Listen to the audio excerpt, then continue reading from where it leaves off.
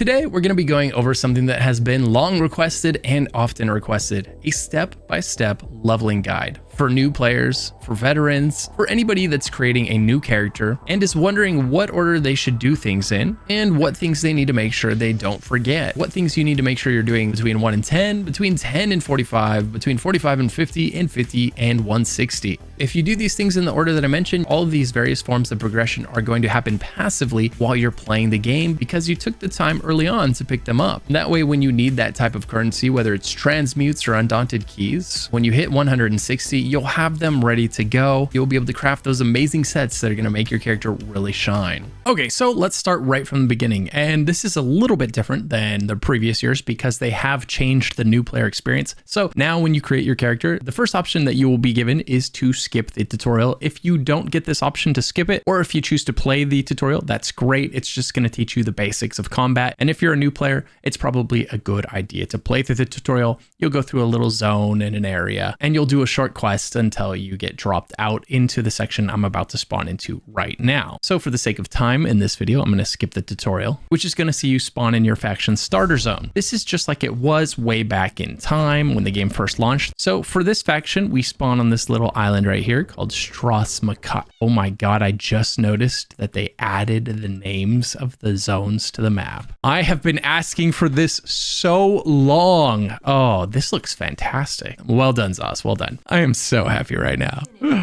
So we've started on LUCKYGHOST. If you're in one of the other factions, you'll either start on Canarthy's Roost down here, or you'll start up here in Bleak Rock Isle. So one of the things you can do is play through the zone story in your starter zone. If you're not sure where that is, see the compass up at the top. There is the zone story quest right there. If you look towards it and run, you'll always end up at the zone story. Alternatively, if you're not near it, you leave and you go to a different zone, you come back and you're wondering where it is, you just hit open zone guide. And then from here, you hit start zone story, and it's going to tell you right where the NPC is that you need to talk to. Now, one of the unique things about ESO is you can play the game in any order you want. You can do Strass-Mackay first, or you could do Western Skyrim first if you want a little bit of nostalgia, right? That's entirely up to you. But I'm going to propose something even a little bit different still. Rather than going straight to one of these zones and doing that zone story, let's do something else first. Actually, a few something else's that are going to be really beneficial to have unlocked. But before I get into that, let me just briefly touch on how zone stories work in Elder Scrolls Online. In Elder Scrolls Online, there's a main story quest. And then on top of that, there's a zone story quest for every single zone in the game. Each one of these zones that I'm hovering over has its own compartmentalized story associated with it. You can go there at any time and run through the story and experience the lore associated with that zone. And the order that you do them in isn't terribly important. But first, speaking of excellent fantasy game stories, now you're able to explore the epic world of Westeros in Game of Thrones Kingsroad. And guess what? It's completely free using the link in the description. This is an action-adventure RPG based on the TV series and Song of Ice and Fire novels. This game is set during Season 4 of the classic show, but embarks on a brand new story that expands the world of Westeros.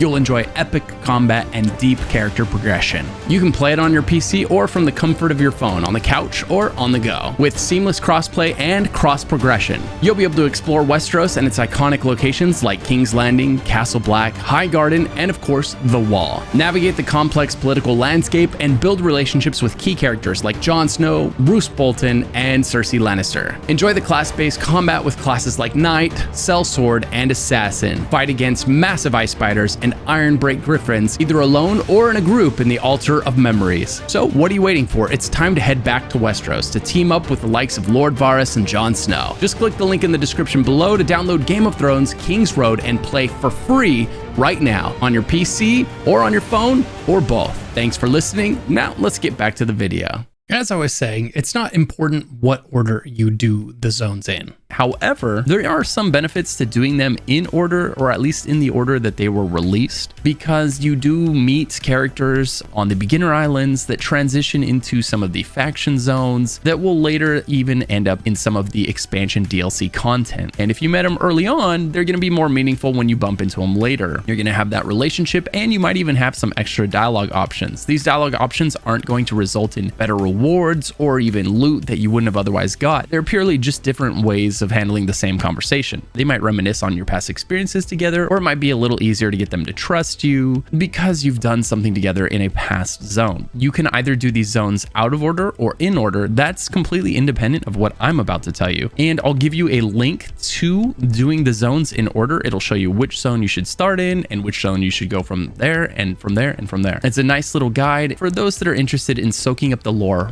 one zone at a time in the order that it was intended. For this guide though, we're going to start even a step before that. Before you start questing and before you start doing zone stories, let's back up 1 second. All right, so you've created your character. You're dropped into the world. You're going to very quickly get 3 skill points. You're going to want to put 1 point in each skill line. Every class has 3 skill lines. Go ahead and put 1 point into the first skill of each line and then put those on your front bar, which is going to be your only bar until you're level 15. Later on, you'll unlock a second bar. We won't get into that much right now. I'll put more in-depth links into building your character in the guide below. That's a separate video from what we're talking about here. The important thing to know is you want to leave at least 1 skill from each of these lines on your bar until that skill line reaches level 50. In other words, until that skill line is maxed out. These skill lines are only going to level if you have a skill on the bar from that line. So siphoning will only level if I have one of these 5 skills on the bar. It doesn't have to be the first skill. If you unlock another skill later on that's more interesting to you, you can take this one off and then you can put this one on instead. It's no different. But for now, these are the only 3 we have unlocked. So these are the 3 we're going to put on our bar.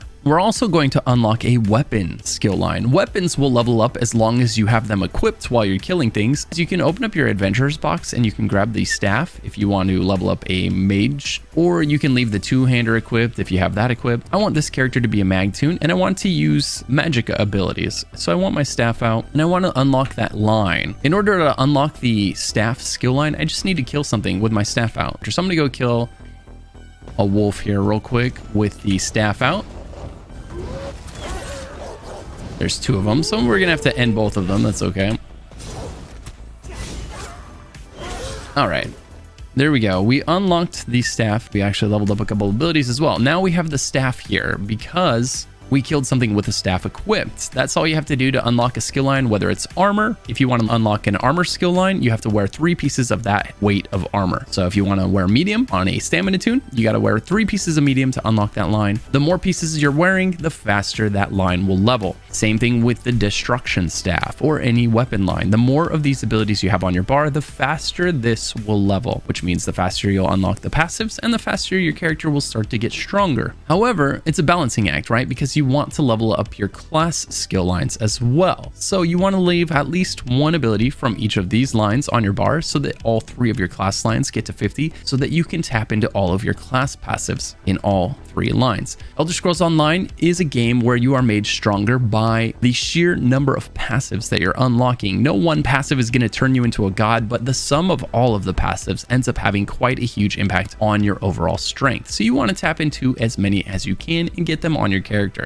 Okay, now that we've got our weapon, and we've got our weapon equipped, we've got a skill line unlocked, we've got 1 ability from each of these bars on. And the next thing I'm going to do is the less obvious thing. This is what I would do that a version of me that hadn't played the game yet would have no idea I should start off by doing. And that is grab my companion. And the reason for that is your companion is going to level alongside you, but only if you went and unlocked your companions first. And they're also going to get gear. When you open a chest, every time you open a chest, there's a chance that there will be companion gear in there. And companion gear is pretty hard to come by, especially good companion gear. So the sooner you get your companion and have it alongside you while you're playing, the sooner it's going to be leveled up, the sooner it's going to be fully kitted out with good gear, right? So you want to go ahead and grab that companion right away. Not to mention they're fun to have around. They have personality, they comment on things you do, and that leads us to the next question. Right now there's 6 companions in the game, with there is a definite community favorite, and that's going to be Ember. Ember can be found right here in Tor Draok. You go to Tor Draok, you'll see her standing out there, do her quests, it will unlock her. It takes maybe 5 to 10 minutes to knock that quest out very quick. The reason Ember is a community favorite is because she's the cat with the personality of a golden retriever. I mean, no matter what you want to do, she thinks it's the best idea ever. She is there for it. She gets excited about every little thing, right? She's just a good vibe when you're playing the game. Now, you can't upset her if you get caught doing crime, right? She's okay with you doing crime, which a lot of companions aren't. It's going to negatively impact your rapport with them. And if you get good rapport with them, it unlocks benefits, it unlocks passives and things like that that are really nice to have. And so the rapport system and being able to max out your rapport with a companion is important. And because she loves so much and she dislikes so little, she's also happens to be one of the easiest companions to max out your rapport with. So for all of those reasons, she ends up being the community favorite. And again, if you want to get her, grab her at Tordryok. And if you don't have High Isle, but you do have Blackwood, you can come here and you can grab either Miri at the Doom Vault Vulpina's up here, or you could come down here and grab Bastion at Deepscorn Hollow. These two are probably the most picky of the companions because they were the first two. These are the two that were made. And then the devs learned like, oh, people don't like it when the companions are complaining all the time. So every companion they made after these two complains a lot less, likes a lot more, it gets along with you a lot easier. And then there's the two companions that were added with Necrom. You can find one right outside of town here in the Telvanni Peninsula. That's going to be Sharp as Night. He's like the Jason Bourne-esque one. He forgot his memory. He's a really cool character. He's a pretty cool vibe to have around. And then you've got in Apocrypha here, right in this town here, you can go and grab Azandar. He's kind of your crazy uncle type of figure. He's an Arcanist, and he might be missing a few marvels. He's a little bit all over the place. So those are also great companions to grab. Ultimately, you can grab all of them and you can unlock all of their passives. And that's something you're probably going to want to do in the long term. But in the short term, it's never a bad idea to just grab one right away and make sure you have it out with you while you're exploring. If you don't come into your companion menu right here, come into your collections menu. You can find that at the top right here, collections, and then click allies, companions, and make sure you pull out the companion you want to level up first. If they are not out and by your side, they are not getting experience and they are not getting gear, right? If they're just tucked away in your menu system somewhere and you don't have them actually physically present, they're not going to be leveling with you. So be sure to slot them on your quick slot wheel and then be sure to pull them out. Another thing to be aware of is when you talk to your companion and you go to your companion menu, you'll notice that they have skills and their skill lines are going to have guilds, right? We have Fighters Guild, Mages Guild, Undaunted Guild. And in order to level these up and unlock the skills at the bottom, you have to do dailies for each of these guilds with the companion out when you turn the daily in. So when you do a Fighters Guild daily, when you do a Mages Guild daily, when you do an Undaunted Guild daily, make sure that you pull your companion out before you go and talk to the NPC so that your companion gets credit for it and you level up their guilds as well. So now that you've got your companion of choice, the next thing I'm going to say to do is head to Western Skyrim. So you're going to teleport to the Solitude Docks Way Shrine right here. It's the only one you're going to have unlocked right now. So head over to the nearest Way Shrine. After you grab your companion, right click on the map to zoom out, then click on Western Skyrim and click on the Way Shrine over there. Now that you're in Skyrim with your companion, let's go ahead and run up into the Town of Solitude. You're going to spawn here, you're going to follow this path and run up into town. All right, once you get into the Town of Solitude, go ahead and grab this Way Shrine on your way over here to the Antiquarian Circle. This is what we came here for. This is going to unlock the Antiquities Guild, which is going to allow us to scry and excavate things such as treasure, which we're going to be able to sell for a lot of gold, or mythic items, which we're going to be able to equip and make our character a lot stronger, or even furniture for our house. So we unlocked the Way Shrine by walking close to it, and then we run over here to the Antiquarian Guild, which will be behind this door right here. We look at the door, it says Antiquarian Circle. We come inside and this lady right here, Verita Numita, is going to give us the guild. She's going to give you a little mini quest to do that basically is just a tutorial on how to use this sucker right here, the Antiquarian's Eye. I have a guide on how to do scrying and excavating. I'll link that in the description below as well in case you don't know how to do this. But essentially, once you pick it up and you talk to her again, the skill line has now been unlocked. She's going to send you downstairs to go scry your very first antiquity. This lady is going to explain she needs your help. You're going to open up your scry menu by pressing J if you're on PC, or clicking this little book right here if you're on console. And we're going to do Gabriel's Bottle of Proving, which is going to teach us how to scry and excavate. I'll link the in-depth guide in the description below. This is a very simplified version. This is the tutorial. They're going to get a lot harder than this, but basically what you want to do is connect this one here that's touching this foci, as they call it, and you want to get from here to here by filling in these squares. So you're just going to touch them, fill it up, boom, scrying foci. We did it. Now, if you successfully scry it, it's going to reveal the location on your map. See the blue circle there? That means that we need to go here and excavate. So that's just outside the door conveniently for this little tutorial. We step outside. Now you're going to want to do something very important. This is something that a lot of people forget to do. They forget to slot the eye on their quick slot wheel. So many people level this up without doing this. And this little treasure right here can be very difficult to find because sometimes this blue circle will be massive, right? It'll be huge and it'll be out here in the wilderness. And you'll have to go there and look for this little pile hidden amongst the brush or next to a stream. And here's a really easy way to do that. Open up your inventory. Go to your quick slot menu, click on tools, and the eye is there. You're going to drag this onto your wheel. Now that that's there, you can hold Q down on PC or your potion button if you're on console, and you can select this item with your mouse. Now that that's selected, press the quick slot button, which is Q, and it's going to point towards the treasure. When you get to the massive sides out here, this is going to be critical in doing these efficiently. So don't overlook this very important step. Get this thing slotted on your quick slot wheel and then use it whenever you need to. You can also put things on this wheel like food and potions, which you absolutely should do. Now we're going to excavate it. Basically what you want to do is use this tool here as your hot and cold sensor and use this tool here to uncover it. So we're going to do this. This says it's far away from this side and it's closer to this side, which means it's probably like right here. And there it is, right? Because these are orange, these are yellow. So we knew going this direction, we're getting closer. If these would have been orange, the right two and the bottom one right here, you would have known it was up here in the left, right? You kind of just used like the hot and cold, right? So if you go from here, you're getting warmer and it's over here somewhere. Now we know where it's at. We have 4 of these left, so we can pinpoint the location a little more.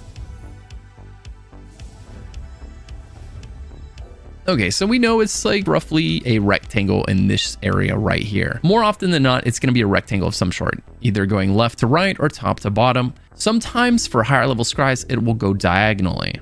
Now we're going to use the brush. You have a time duration up here, which isn't actually linked to real time. It's just that every time you take a turn with your brush, it's going to eat some of this time until it runs out and you failed the scry. We're just going to go ahead and dig. This is a very easy one because it's a tutorial. And there it is. We uncovered the antiquity.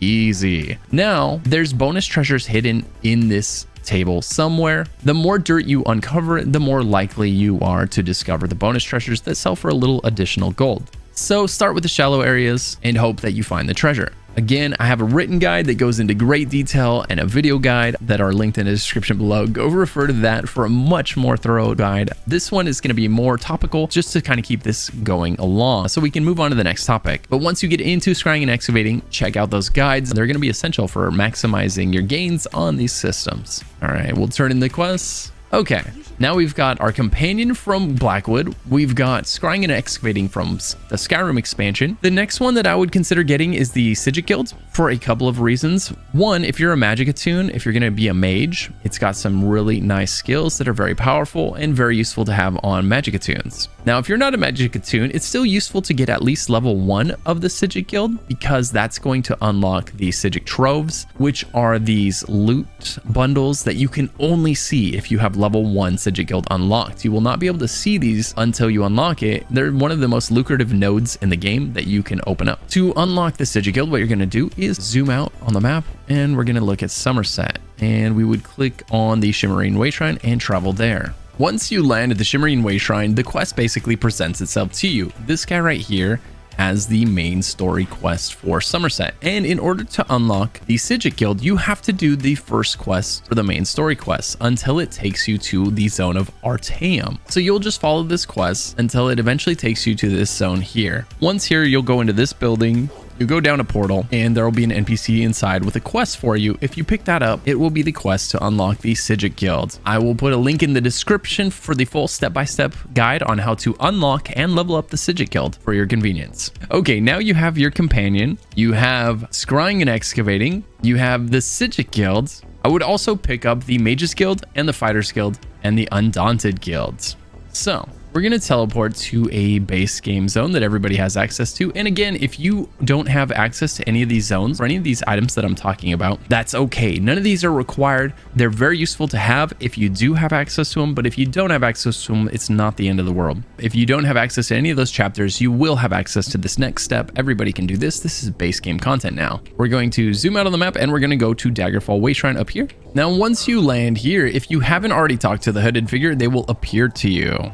This person right here, see how they're called the hooded figure? If you interact with this person, you're going to pick up the main story quest. If we look right now at our journal, it says talk to the hooded figure, the main story quest. This just popped up here, so we'll talk to them. It is worth doing the main story quest. There's about 10 or 12 skill points that you'll get from the main story quest, so it can be beneficial to do that. All right, so my character is a Khajiit, so technically it's in the Aldemari Dominion.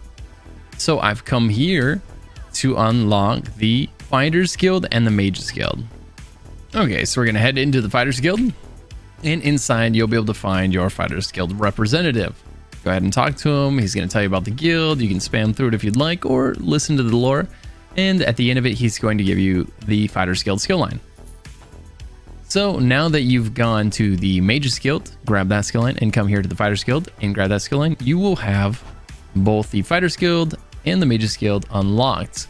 If you're going to be doing a lot of questing, definitely consider picking up Intimidating Presence and Persuasive Will. These passives will allow you to unlock dialogue options that you wouldn't have otherwise had to get the NPC to do whatever it is you're trying to get done. If you don't have these unlocked, you can still get to that same end, but you're probably going to have to do some kind of a little fetch quest for them or some menial tasks that they would like you to do in return for their information. Okay, now all of the prep work is done. We've got our companion. Make sure you summon your companion if it ever is unsummoned, simply by going into your collections menu, this button right here. Go to companions and then summon the companion that you would like to have out. Make sure they're out with you at all times. Remember, they don't level up and they don't get gear unless you have them out while you're doing your adventuring. So now you've got your companion out, you've got your skill lines unlocked, you've got antiquities unlocked. So now when you find leads, you'll be able to actually dig them out of the ground. Scrying and excavating are going to eat a ton of your skill points. Early on, you're going to be very skill point starved. Feel free to run out and collect sky shards around the maps. You can go to one map, you can go to multiple maps, exploring and grabbing sky shards. Every 3 of these sky shards that you grab is going to give you an additional skill point, as well as doing the main story that you picked up. That's going to give you 10 to 12 if you want to work your way through that. Another thing that you can grab, and this one is completely optional because it's very RP based, but it does have some nice rewards tied into it. And if you're someone that enjoys card games, this could be a lot of fun. So you'll want to come to High Isle if you have access to High Isle, and then come to the Ganfallen Bay. And then in here, you're going to want to come down and head to the Ganfallen Gaming Hall. This is where you can pick up Tales of Tribute. It's a card game that you can learn, and you can challenge NPCs all over the game to card game duels and get all kinds of different rewards and collect all kinds of different cards throughout the game in the process of doing everything else. So if this sounds like something that you would enjoy, then definitely swing by and pick up Tales of Tribute so that you can be finding all the cards that are scattered throughout the game. The very next thing I would do is get add-ons. I'll link my add-ons video in the description below. That's going to give you all of the essential add-ons I would start with, as well as at the end of the video, I explain how to install the program called Minion that is going to be essential in managing those add-ons for you. And here's why I would get the add-ons first thing. Some of these add-ons aren't just quality of life. Some of them objectively make the game better. So I really encourage you to grab the add-ons sooner than later. Don't be afraid of add-ons, because once you have Minion installed, it's really easy to install them. All you do is search for the add-on you want, like map pins, and then click the install button right here. Boom, your add-on is installed. And once you get the associated lib files, it'll be up and running. I have a complete install guide. I'll link that in the description below so that you don't have to go searching for it. Just know that grabbing your add-ons is one of the first things that you should do. And I'll explain why real quick right now. Add-ons aren't required. However, they do add a lot of quality of life that, if you value your time, will be really important to you. This map is littered with sky shards. Every 3 sky shards you collect is going to give you 1 skill point. So you're going to be running around questing, and you will very frequently run right by a sky shard and not know it, missing the opportunity to collect it. And then later on, you're going to come back and look for them, or you're going to look it up online, probably on a website, or you're finally going to cave and get the add-on so that you can find them. If you have the add-on installed, however, while you're playing the game, you'll notice, oh look, I'm literally standing on this sky shard. Now, you spawned right here if you started in Blackwood. And there's no way you would have known that this sky shard was up here, and you probably would have missed it, and you would have been running around, and you would have had to backtrack here, you know, waste a bunch of time coming back to the spot you've already been to grab the sky shard that was kind of just tucked right there.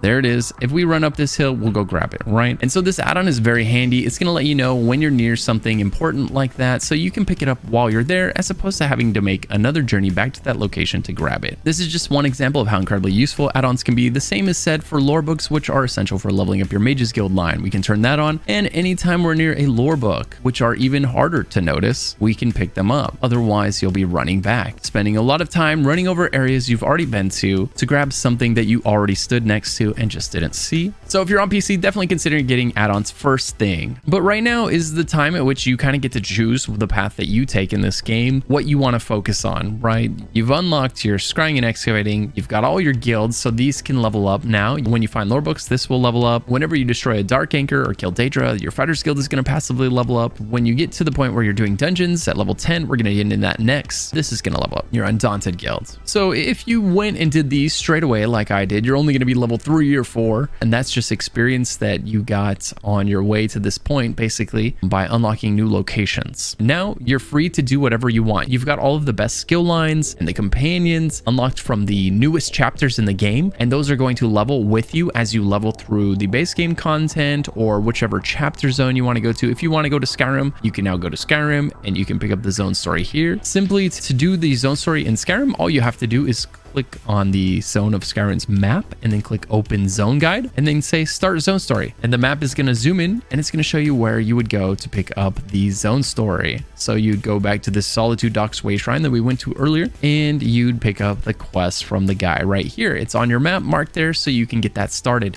And from here, or whichever zone you decide to go to, you'll follow that quest throughout the map. You'll pick up side quests and do whatever you want to do, whatever's fun to you. Honestly, there is no right or wrong way to play this game. You've got all of the essentials already. We went and picked them up right off the bat so that you can't miss any of them. So go forth and have fun. Okay, now fast forward to level 10. You hit level 10. What should you do now? The first thing you should do when you hit level 10 is queue up for a dungeon. I'm going to switch characters now to a character that has dungeon unlocked. All right, now we're on my higher level character. This is my main, and we're well over level 10, right? So we have access to the things that you would start doing at level 10, one of which would be to open up the group menu here by pressing P on your keyboard or navigate to it if you're on console and choose Dungeon Finder. Under this, you'll see Random Normal Dungeon here, and it's going to tell you your reward. Premium Undaunted Exploration Supplies. This is going to give you things like transmute crystals. Those are essential for the progression of your account and for crafting gear. And after this guide's over, while you're playing through the game, I highly suggest maybe listening to my complete beginner guide in the background. Maybe just listen to it while you're playing, while you're going through the zones and questing or the dungeons, and try to absorb all of the knowledge about all these other systems in the game passively, perhaps, so that you can better understand why we're doing things like these dailies to get both the experience and the transmute crystals. Same thing with the battlegrounds. This is the PvP daily. You can do this once a day. It's going to give you the same amount of experience. If you're 50 or above, it's going to give you 100,000 experience. If you're below 50, it's going to scale backwards, but it's scaling with the amount of XP required to level. So even though it's a smaller number, you're still getting a ton of XP for your level. You will still go from level 10 to level 13 in one dungeon, right? Just one quick dungeon. You're going to get a few levels because of this giant boost in XP. Very much worth doing your daily dungeon. If we look at the dungeon list here, so here are all of the dungeons in the game that you can do on normal. You can get 1 skill point from each dungeon. There's a quest in every single one of these dungeons. You can do the quest 1 time, and when you turn in the quest at the end of the dungeon, it gives you a skill point and another boost of XP. So doing a dungeon for the first time is very productive for both your skill point gains, but also your XP gains. Also, dungeons are one of the best ways to just get tons and tons of gear rained down onto your account. Now, the gear that you get as you're leveling up is all going to be hot garbage, right? It's low level. Nobody wants it. I promise you, there's very few exceptions to that. There are a few pieces of valuable gear. None of that is going to come from dungeons. So any gear that you find in these dungeons, you're going to do one of 2 things with it as you're leveling up. You're either going to equip it if you don't have any gear in that slot already, or you're going to take it to a bench, a crafting bench, and you're going to deconstruct it. Crafting benches exist all over the game. You'll look for a symbol like this in one of the zones, and it's going to say alchemy station, blacksmithing station, clothing station, cooking fire, enchanting table, right? You'll be able to go to those crafting stations, the woodworking, the blacksmithing, and the clothing station. and you'll be able to deconstruct the gear you get from the dungeons, from the delves, from the overland content that you do. Basically, that is how you level up those benches. You take the things that you find to those benches and you deconstruct it. Don't feel bad about deconstructing gear. It's giving you materials that you're going to use to craft and upgrade good gear later on. So these materials aren't for nothing. You're going to use these later, and it's leveling up your crafting benches, right? So a lot of good comes from running these dungeons. You're getting gear rained on you that you deconstruct. That's going to level up your crafting benches. You're getting transmutes that you use to craft gear later in the reward cache for doing your daily. You get tons of experience. You become a better player because you learn how to play through dungeons and play through group content, and you get the bonus XP for doing it once a day. You can run as many dungeons as you want in a day, but you only get the random normal bonus when you queue up for random normal the first time you do it that day. It is useful to do specific dungeons. Just know that when you do a specific dungeon, you won't get this XP boost. So don't do a specific dungeon until you've done the daily random. Then you can queue up for a specific dungeon. Maybe look for one that you've never done before so that you can get the skill point and the Undaunted experience. Which brings us to the Undaunted guild. Now that you're level 10 and you're entering dungeons, this is important because these Undaunted passives are pretty much essential for every single build in this game. So you want to level the Undaunted guild. You want to run these dungeons. Completing the quests inside these dungeons gives you Undaunted XP. One other very important thing happens at level 10. You unlock a mount. Now your character can zoom around on a mount. Well, he's not going to be doing a lot of zooming just yet. When you first get your mount, he's very slow. One of the things you need to do is go to the Stable Master. If we hover over this icon here, you see the little horse and it says Stable Master next to it. Or if you were in a different town and you look at the map in town, let's look at, for instance, Vivek, you'll see a horse on the map. And it says Stable Master, and you just go talk to the Stable Master. All right, you talk to him, open up the menu. You've got 3 options. You're always going to choose speed first. This is very important. There's only about 2 things you're going to spend gold on as you level up. This is one, and I'll get into the other one next. So this is another thing you can do once a day. Come here and you can upgrade your mount speed. Typically, people will follow that up with carry capacity. This is going to increase your inventory size, and then finally they'll get stamina. There's an argument to be made for getting stamina before carry capacity if you plan on spending all of your time in Cyrodiil, because this will make it harder to knock you off your mounts in that PvP zone. But really, all you need to know is at level 10, you unlock your mounts, and all you have to do to get on it is press H if you're on PC, and that'll pull your mounts out. And once you have a mount equipped, it should automatically equip. If it doesn't for some reason, you can go into your menu, your collections menu, and then click on your mounts, and you will have the Sorrel horse unlocked. This is the first mount you get. It's nice, basic mount, exactly kind of what you would expect to start with. Nothing flashy, you know, a standard horse. And then down the road, you can unlock or purchase much fancier ones if you're inclined to do so, or not. It's up to you. The important thing is that you come here once a day and you upgrade that mount. Get the mount speed up so that it doesn't feel so slow every time you get on the mount. The other thing you should spend gold on while you're leveling is upgrading your bags. Right now, my character can hold 210 items at once. 140 of that is from upgrading my bags. You start out being able to hold 60 items, which you're going to realize fills up really fast. When you're running dungeons, when you're collecting things in the game, you will fill up that 60 item bag really, really fast. So it's very important to upgrade those bags as soon as possible. Basically, all your gold at the beginning is going to go to upgrading your bag. So don't feel bad. Don't feel sad that, oh man, all my gold's going to my bags.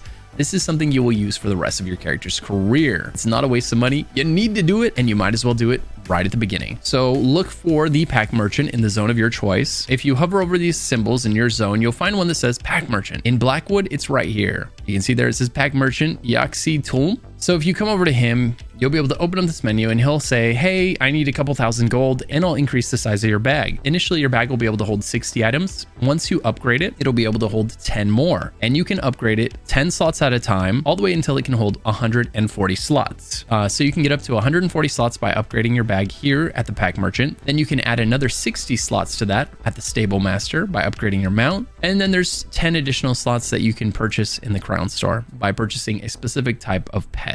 If you're interested in doing that, the pets are the Bristleneck Warboar and the Mournhold Pack Rat. These will add 5 slots each to your entire account. So every one of your characters will get an additional 5 slots of inventory for each one that you have. This is by no means required or even necessary, but if you've got the extra crowns lying around, and your inventory space is already full, these can be nice to have. And remember, there's a pack merchant in every major town. Just look for the symbol that has a pack merchant on it and go find him. Okay, so those are the first two things you should do at level 10. Now there's one more incredibly important thing to do at level 10. And that is go to Cyrodiil. Now, PvEers, hear me out. There's not going to be any PvP involved in this quest. You're just going to go to Cyrodiil and you're going to do the zone story. It's a PvE quest, and we're only going to do the first phase of it. That's going to get us to Alliance level 3. So we'll have Assault 3, which will unlock this passive right here, Continuous Attack. And if you're a stamina toon, it's also going to unlock Vigor at Alliance level 1, which is essential for any stamina toon in this game. This is the single best self-heal for stamina toons presently in Elder Scrolls Online. You get that at Assault level 1, and you get Continuous Attack at level 3.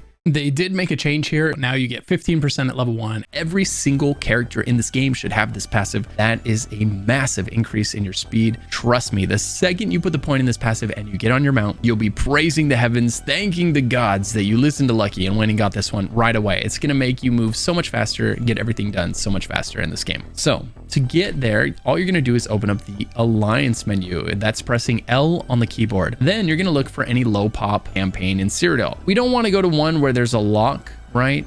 If we can help it, because that means you're gonna have to wait to get in there. Whereas if you pick one that's more or less empty, it's gonna put you in there right away. So let's click on one and go in.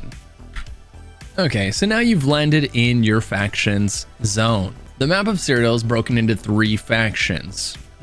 Currently, AD owns this entire map, ironically. AD is yellow, Aldmeri Dominion, DC is blue, Daggerfall Covenant, and then I am on the EP faction up here. On this instance of Cyrodiil, we own just about nothing, which is okay. That's not going to impact what we need to do here. None of that is important because this quest that we need to do is the PvE portion of this instance. So what you'll do is you'll open up your map and then you'll click Open Zone Guide, and then you'll click Start Zone Story. When you do that, it's going to show you where the zone story is that you pick up. There's going to be a couple of guys with zone story markers over their head here. You want to do the zone story that asks you to do stuff within this zone. It's going to ask you to teleport to the other starting base for your faction.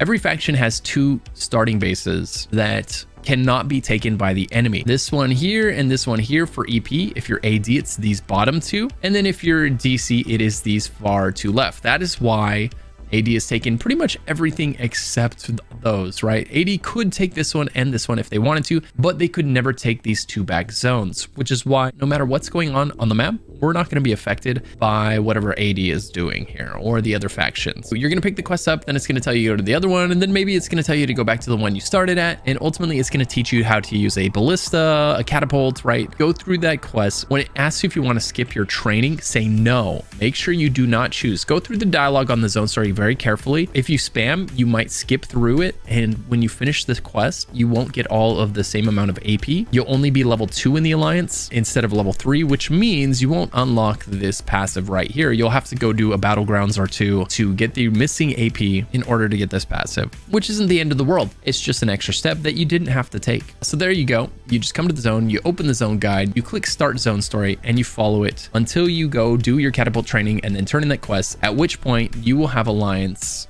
level 3. If you open up your skill point menu and you don't see anything under the Alliance, if assault and support aren't showing up, just click on any line, any guild line, and then boom, this menu will expand right here and these will be added. For some reason you have to do that. I don't know why. The first time you unlock a skill line, you just have to click on any other skill line, and then when you're in the menu, and these will pop up, or the skill line that you added will be added to the menu, and it should be level 3. Alternatively, if all of this sounds way too complicated, you could just simply queue for battlegrounds a few times if you don't mind doing a little PvP until you get Alliance level 3, and that would also unlock these things for you. Okay, so to recap, level 10, we started doing our random daily dungeons. We also started upgrading our mounts daily, because we unlocked a mount at level 10. The mount is given to you as a level up reward, so you will receive it when you hit level 10. It'll just automatically appear in your character's collections. We also came here to Cyrodiil to get our Alliance level 3 so that we get the 30% increased move speed while we're on our mount, right?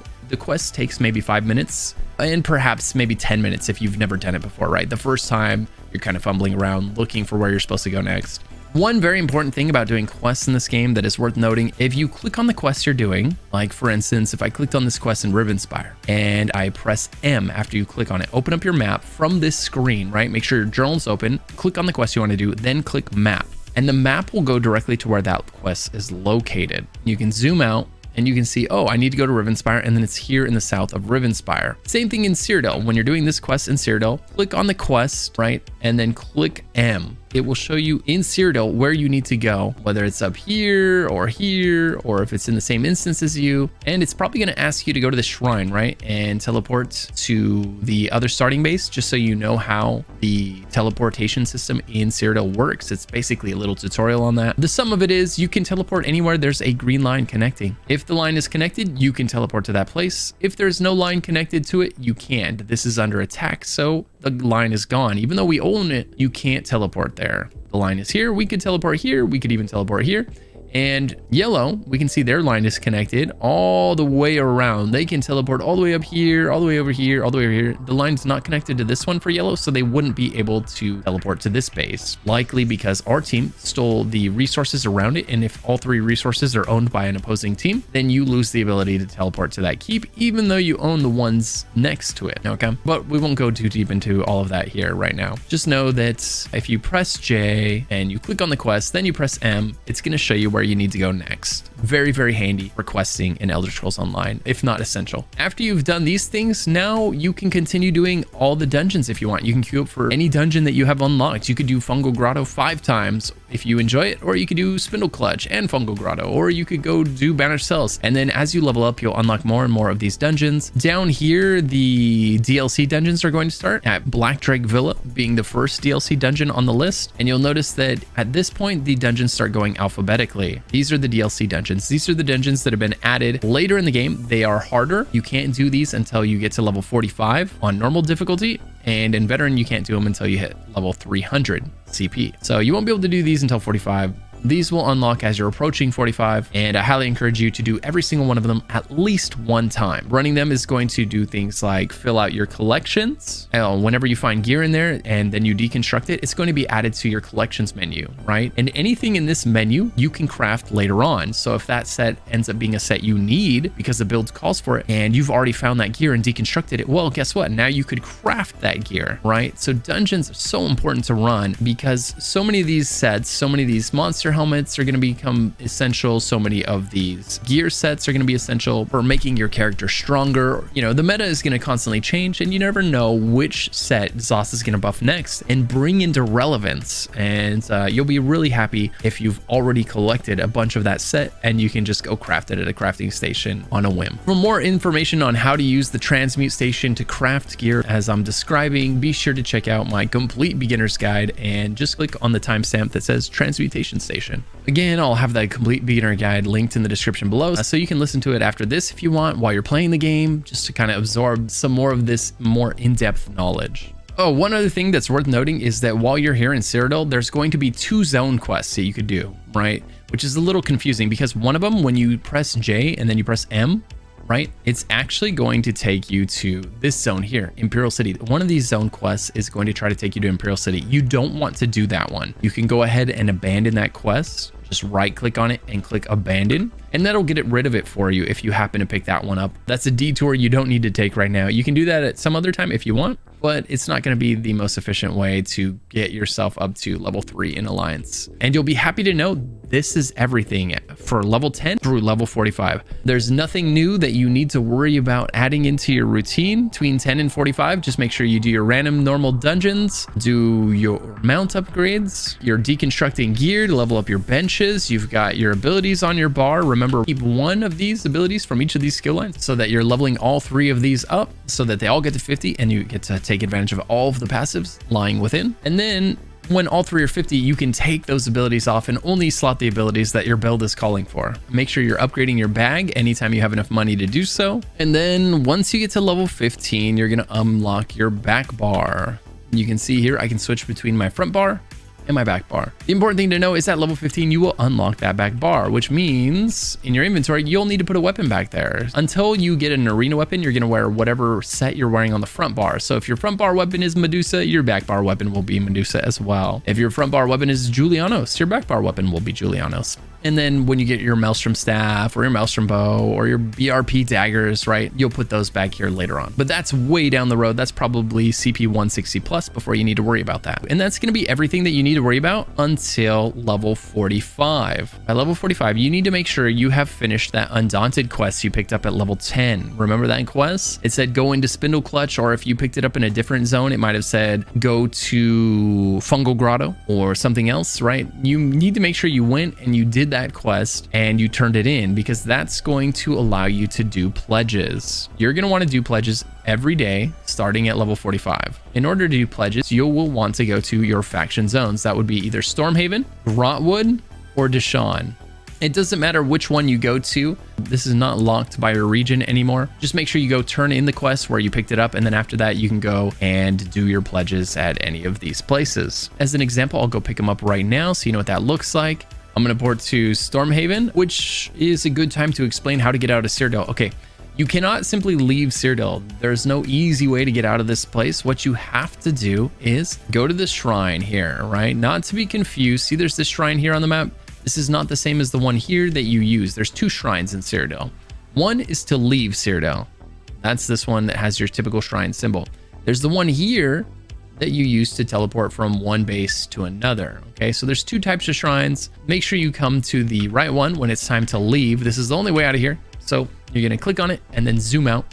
Now you can see the entire world's map, and you can pick where you want to go. We want to go to Stormhaven, and we want to go to Westeros because this is the city, the faction city that has pledges, or at least it's one of the three. You can go to Westeros in Stormhaven, or Mournhold in Deshaun, or you can go to Elden Root in Grotwood. Once you've finished the Undaunted quests that we talked about earlier, when you come to these people, you'll be able to talk to them all, and they'll have you talk to every one of these once, and then eventually these blue arrows will be over their heads, and you'll be able to pick up your pledges. So we'll talk to all of them, and we'll pick up pledges. Pledges are a lot of fun. Basically what they say to do is go to these places. Fungal Grotto, right, is one. Moonhunter Keep is another. And Celine's Web is the last one for today. Pledges change every day, and every player in the game has the same list of pledges every day. So if you and your friend come pick these up on the same time, you will get these same pledges, and you can do them together. If you don't do them today, you can go do them tomorrow and turn them in, but you might have different pledges than someone who picks them up tomorrow. If you want to have the same pledges as someone who picks them up tomorrow, just abandon them all. Just right click, abandon, and then pick them up again tomorrow, and now you'll have the same pledges as the person you want to run pledges with. But let's talk about why we're doing pledges. There's two very important things that you get from doing pledges. One is it's going to level up your Undaunted guild. Every pledge that you do is going to give you 25 points when you turn it in towards leveling up your Undaunted guild. So this is a great way to expedite the leveling of the Undaunted guild. So grab a friend, or you can just queue up for it randomly with a pug group by clicking on the dungeon you want to do. Fungal Grotto was one of them. One of my add-ons tells me what the dailies are, so don't mind that. Yours won't have that unless you've picked up my add-ons and turned on that option. So if you don't see this blue text and these check marks, don't worry about that. That's my add-ons, right? Just know you look at your quest log, Fungal Grotto. So you'd come here, you'd queue up for Fungal Grotto, join the queue, and when you complete it, you'll be able to come back and turn in the quest to one of these NPCs. When you turn it in, they're going to give you some transmutes and some keys, an Undaunted key. That's this currency right here. Undaunted keys. I have 29 of them, and these are very important because almost every build in the game is going to take advantage of monster sets, right? Monster sets are two-piece sets that are insanely powerful. They're powerful for two reasons. One, they have some of the strongest one-piece bonuses in the game.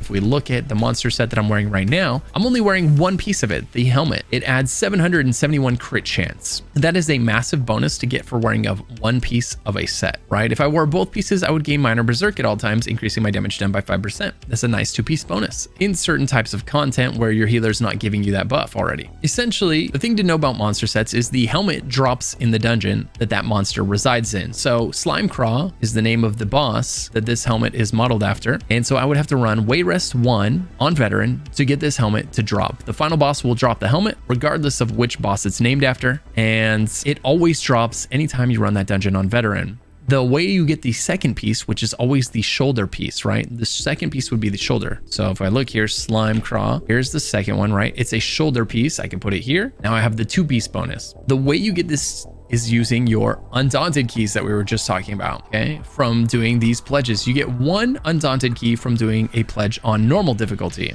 right? But if you queue for that same pledge on veteran difficulty, you activate the hard mode fight on the final boss, you will now get 2 keys. But don't worry about doing pledges on veteran until you're after 160 and you have your 5-piece sets on, okay? Don't go into veteran until you're 160. It's a waste of your time. Probably won't even have 5-piece sets on unless someone crafted you some gear. And even still, without any champion points, I mean, there's not really any reason to be here ahead of schedule. The game will allow you to start queuing up for veteran content at 50, but trust me, it's not worth it. Just wait until 160 and you have your 5-piece sets. You can gather your 5-piece sets in normal. It's the exact same gear that drops in normal and veteran content. There's no benefit to coming here. You just have to come here once you want your monster helmet because it only drops in veteran. Okay, so stick with normal until you're 160 and you have your 5-piece sets that you're wearing. Then start queuing up for veteran stuff. Try that out, see how it feels. So in summary, at 45, you're gonna start doing your pledges. And when you do a pledge on normal, you get 1 key. When you do it on veteran and you activate hard mode, you'll get 2 keys. If you do veteran and you don't activate hard mode, you still get 1 key. Veteran DLC dungeons are incredibly difficult and they're going to be nearly impossible for you when you're low level to do the hard mode version of it. So don't be shy about doing perhaps maybe veteran Fungal Grotto and veteran Celine's Web, right? Do these 2 on veteran and then do the DLC pledge on normal to get the 1 key here, right? So then you can get a total of 5 keys that day without beating your head against the wall trying to get that 1 extra key for the veteran DLC hard mode dungeon, right? These are pretty difficult. So the first time you go in there, don't be surprised if you find yourself dying a lot and perhaps not even able to get through the dungeon. All right, now you started doing that at 45. Now you're level 50 and the champion points are introduced to the game. The champion points start raining in on you, right? My character is CP level, champion point level 1,537. You can get up to a total of 3,600 champion points. Now, I know that number sounds massive. It is. And it's going to take a long time for the average person to get that many points. Granted, they did just make it a lot easier. The cap used to be 810. Now it's 3,600. And so when they changed that, they also made it way easier to get champion points, which is helping newer players catch up faster. It's great for new players. At this point, the champion point menu is perhaps the most confusing part of this game for new players. They open it up, they look at all the nodes and they read them and their eyes kind of glaze over like, which one do I want? Do I want to increase my critical damage, or do I want to increase my critical damage when I'm standing behind the enemy, or do I want to do more damage with my dots, right? You can guess. You can come in here and you can guess randomly, or you can follow one of my builds or one of anybody else's builds that tells you what order to put your champion points into which nodes so that you're not guessing, so that you can confidently put these in here until later on when you understand them better. And that's kind of what I recommend to do if you're a new player and these are stressing you out. Just open up one of my build guides. Even if you're not following the build, the champion point spec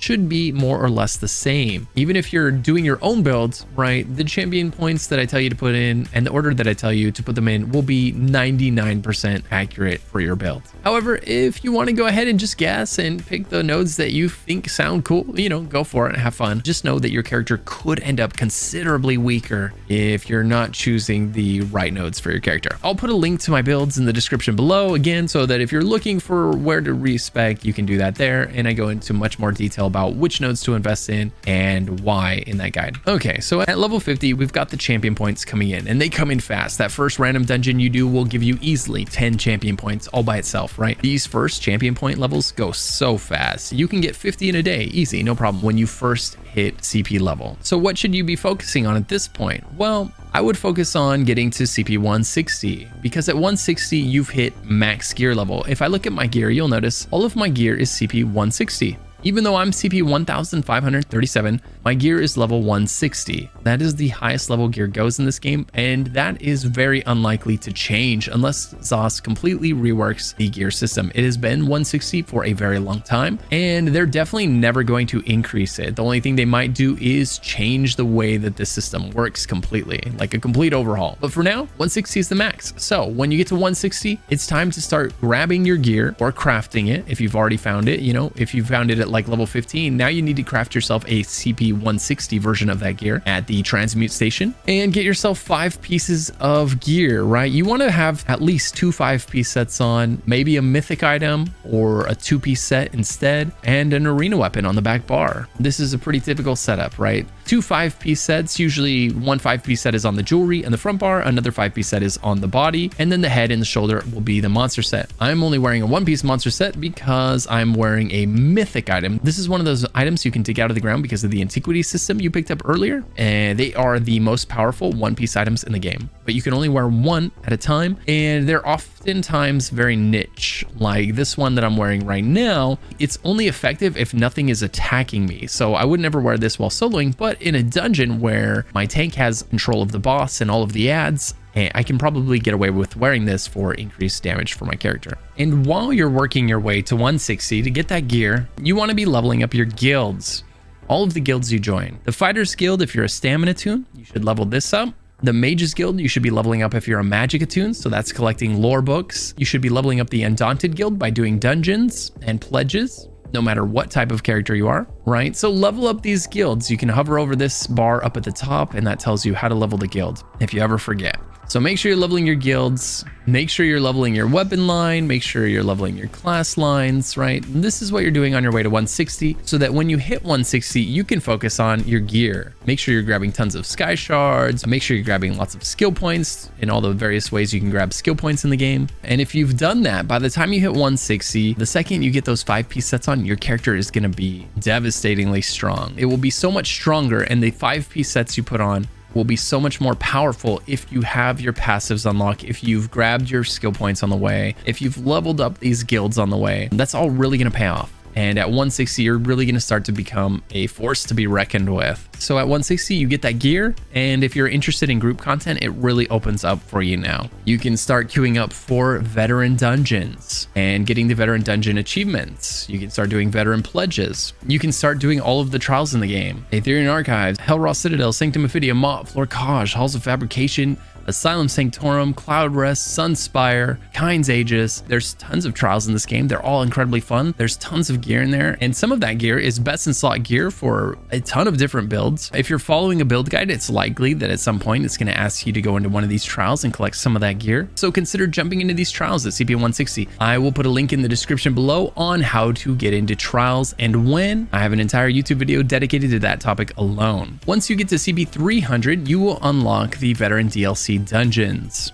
You can start queuing up for these in the dungeon finder now that you're CP 300, and inside of these dungeons are some really fun things. You've got skins and personalities, you've got dyes, there's tons of really awesome cosmetics tucked into these dungeons for getting various achievements, such as simply clearing the dungeon on veteran will give you a skin sometimes, or getting the hard mode, the no death, and the speed run achievements will give you a personality or sometimes a skin, right? These are really fun, and there's really awesome cosmetics in here. I can't recommend it enough to start trying to get them once you hit CP 300. And again, I'll put the guides on how to get those skins and those personalities in the description below so that you know which ones are the easiest to get, which ones are the hardest to get, and I guarantee you there's some that you can get right now that you don't even need to be CP 300 to get. You just have to teleport into a certain zone and you'll unlock a personality. So I'll link that in the description below. From 300 on, the world is really your oyster. You can start doing your veteran arenas, your veteran dungeons, your veteran trials, really anything that you feel qualified to do. And at this point, the guides have to be a lot more specific, and they have to be tailored to what you want to do. But as far as the path to CP 300 goes, these are more or less the items you absolutely don't want to miss. And we've grabbed them in an order that allows them all to kind of passively level up. You got your companion right away, so it was leveling up, it was getting gear. And when you were doing Mages Guild quests or Undaunted quests, you were leveling up your companion's Mages Guild or Undaunted Guild. And when you're opening treasure chests, you were getting gear for your companion, right? You picked up the Mages Guild, you picked up the Undaunted Guild, so when you're getting those achievements, those were leveling up. When you picked up those lore books, those were leveling up. Those two are retroactive, however, so if you forgot to pick them up early and you pick them up later, that experience will be retroactively applied as far as achievements and lore books go. However, I don't believe that's the case for pledges and any experience you would have got for those. So don't forget to pick up the Undaunted Guild. As for the Fighters Guild, you need to make sure to pick that one up early because that experience is not retroactively applied if you forgot to pick it up. So pick it up right away. From there, you started your daily tasks like upgrading your mount, upgrading your bags, doing your random daily dungeons and your random daily battlegrounds, and eventually your daily pledges. There's not that many things that you have to do, and whatever you do in addition to those things each day is totally up to you. There's no right or wrong way to play Elder Scrolls Online. I can't emphasize that enough. The important thing is that you're doing the things that you find fun. Don't let anyone try to make this game so efficient for you that it takes all the fun out of the game. At that point, it's just a matter of time until you quit. So make sure to do the stuff that's fun to you. Make sure to focus on the things that you enjoy most, whether that's questing or whether it's dungeons, or if it's PvP, then get in there in PvP. Just understand that if you grab some of these things sooner than later, they'll be able to level the entire time you're doing all the stuff that you find fun. And that's all there is for this video, guys. I hope you found this video useful. If you did, please consider liking and subscribing so that you can get alerted to more of my ESO content. And if you ever want to hang out with someone else who loves ESO, swing by my stream over at twitch.tv/LUCKYGHOST. I'll put links to that in the description below as well. And finally, I'd like to thank my YouTube members for supporting the channel by becoming members. To find out how to become a member of this channel and what the perks are, click the join button below. As always, I hope you have a fantastic day, night, or evening wherever you might be, and I hope to see you in the next video.